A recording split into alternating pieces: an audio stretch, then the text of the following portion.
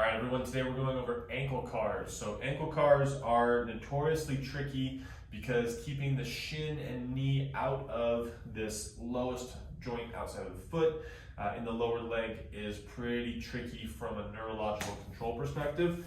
What we tend to find a lot of success with is students putting their leg over something like a yoga block. This could be a small stack of books, anything that gets your heel free underneath and a little bit of space between as well.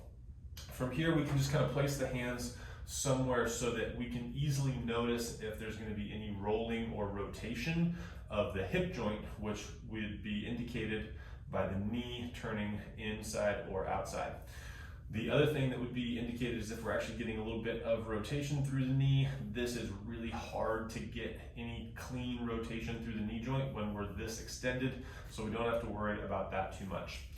Focus of our move here is to keep the two bones of the ankle in the same place as I go up, around to the outside, and then press along that outside edge, and then scoop that big toe across to the inside. This would be the clockwise or forward direction.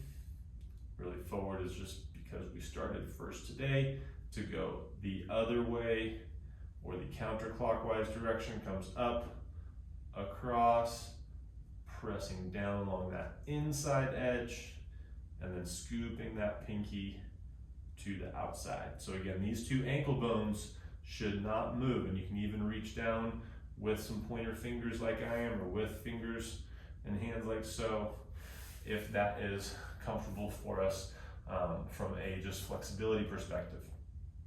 If not, you will get great isolation by really being very picky and selective about how little compensation you allow yourself to have as you effort to get to the outside. Make sure that that shin doesn't roll with it.